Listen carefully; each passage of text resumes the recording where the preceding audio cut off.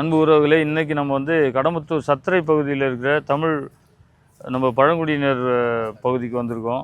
இங்கே இருக்கிற வீடுகள்லாம் நீங்கள் பாருங்கள். இதுதான் வந்து உங்களுக்கான கழிவறையே தான். அந்த வீடை பாருங்கள். அந்த வீடெல்லாம் மக்கள் வசிக்கிற வீடான்னு பாருங்கள். இவ்வளோ பெரிய இடத்துல ஏறக்குறைய ஒரு 1000-2000 வீடு கட்டக்கூடிய அளவுக்கு இந்த நிலப்பரப்பு இருக்குது.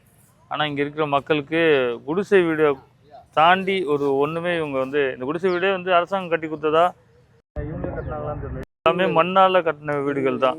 அதனால் இவர்களுக்கு இடம் மட்டும் கொடுத்துட்டு எப்படியாவது வாழ்ந்துக்க அப்படின்னு விட்டுட்டதாக தான் நம்ம பார்க்குறோம்.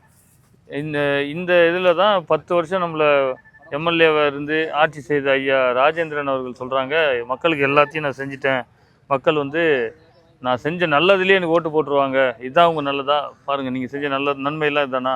தினமும் நம்ம எல்லா சாலைக்கும் போகிறோம், ஒரு சாலை கூட நல்ல சாலையே இல்லை. 8000 ரூபா கூப்பன் கொடுக்க போகிறாங்க. அந்த கூப்பனில் வாங்கி எடுத்துகிட்டு வந்து எல்லாம் வச்சுக்கிறாங்க. கூப்பனில் 8000 ரூபா கூப்பனில் இதுக்குள்ளே எந்த ஃப்ரிட்ஜை வைக்கிறது, எந்த வாஷிங் மிஷின் வைக்கிறது, எந்த மிக்சியை வைக்கிறது, இப்படி ஒரு கேவலமான கவர்ச்சி அறிவிப்புகளை முதல்ல மக்கள் புறந்தள்ளணும். நாமளே உழைச்சி சுயமாக சம்பாதிச்சு தன்மானத்தோடு இந்த பொருட்களெல்லாம் வாங்கி நம்ம பயன்படுத்த முடியும். எப்படின்னா நல்ல கல்வி கிடைச்சி, கல்விக்கேற்ற வேலை கிடைச்சி, வேலைக்கேற்ற சம்பளம் கிடைச்சி, அந்த ஊதியத்தை கொண்டு வாழ்கிற ஒரு நல்ல வாழ்க்கை நமக்கு கிடைச்சா இதெல்லாம் சாதாரணம். நமக்கு தேவை கல்வியும் மருத்துவமும் தான் இலவசமாக தேவையை ஒழிய இந்த ஃப்ரிட்ஜு, வாஷிங் மிஷின், கிரைண்டரு இதெல்லாம் வேண்டியதில்லை. அடிப்படை தேவை இருக்க இடம், உண்ண உணவு, குடிக்க தண்ணீர், உடுத்த உடை, இதுவே இல்லாத ஒரு நிலைமையில் நம்ம மக்களை வச்சுருக்காங்க. அப்போ அடிப்படை தேவைகளுக்கே கையேந்திர மக்கள்கிட்ட 8000 கொடுக்குறேன், 10,000 கூப்பன் கொடுக்குறேன், இதை வாங்கிக்க அதை வாங்கிக்கன்னா அது எப்படிப்பட்ட ஒரு ஏமாற்று வேலை, எப்படி மக்களை ஏமாத்துறாங்கங்கிறத மக்கள் இந்த முறை உணர்ந்து 26 தேர்தலில் நமது வாக்கு விற்பனைக்கல்ல விவசாயிக்குத்தான் என்பதை நிரூபிப்பார்கள்.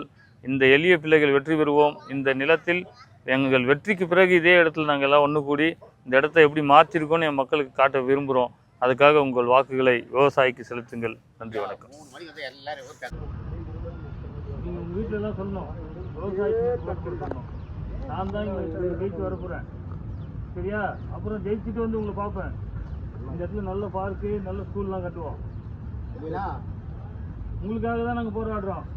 நாங்கள் இல்லைனாலும் நீங்கள் வந்து போராடணும், சரியா? எல்லாருக்கும் நல்லது செய்யணும்.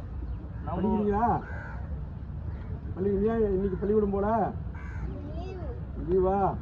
சரி சரி, அப்பா அம்மாட்டெலாம் சொல்லுங்க, நாங்கள் வந்து நம்ம சீமான் வந்தார், நோட்டீஸ் கொடுத்தாரு அப்படின்னு சொல்லி, வேட்பாளரே வந்தார் அப்படின்னு சொல்லு சொல்லணும். அண்ணன் தான் நிற்கிறாரு தேர்தலில். ஜெயிக்கு வந்து உங்களுக்கு நல்ல ஸ்கூலு, விளையாடுறதுக்கு பூங்காவெல்லாம் கட்டி கொடுக்க போகிறேன்னு சொன்னேன்னு சொல்லு, சரியா? சீமான் ஒண்டி தான் நமக்கு வழி, பாதுகாப்பு, உண்மையாக நமக்கு பாடுபடக்கூடியது, மனுஷனை நேசிக்கக்கூடியது. அதனால் நம்ம எல்லோரும் நம்ம மக்கள்லாம் இங்கே பேசி ஒருங்கிணைத்து பண்ணுங்க. உங்களுக்கு ஏதாவது பிரச்சனைனா தம்பி மாதிரி நான் வரலாம் கூட, நான் வரதான் லேட் ஆகும். வேட்பாளரே வந்திருக்கேன், வேட்பாளர் வந்ததில்லை, நல்லா புரிஞ்சுக்கணும். நீங்கள் நாங்கள் வந்து ஆட்சி அதிகாரத்துக்கு வரணும், பதவிக்கு வரணும்லாம் நினைக்கல.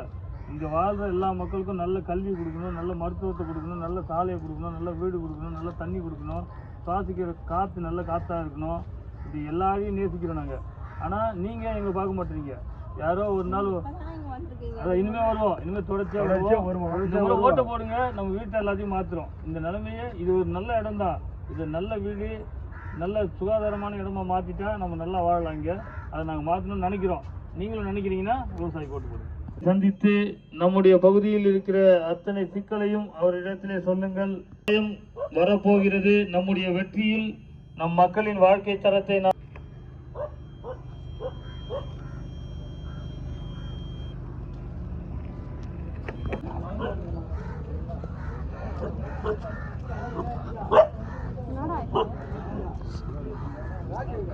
வருகிற சட்டமன்ற தேர்தலில் நாம் தமிழர் கட்சியின் விவசாய சின்னத்திற்கு வாக்கு செலுத்த கோரி தமிழ் பழங்குடியினர் பாதுகாப்பு பாசறையின் தலைவர் ஐயா கேப்டன் துரை அவர்கள் நமது பகுதியில் உள்ள பழங்குடி மக்களுக்கு என்ன தேவை இருக்கிறது, இந்த ஆட்சியாளர்கள் நம் பழங்குடி மக்களை எப்படி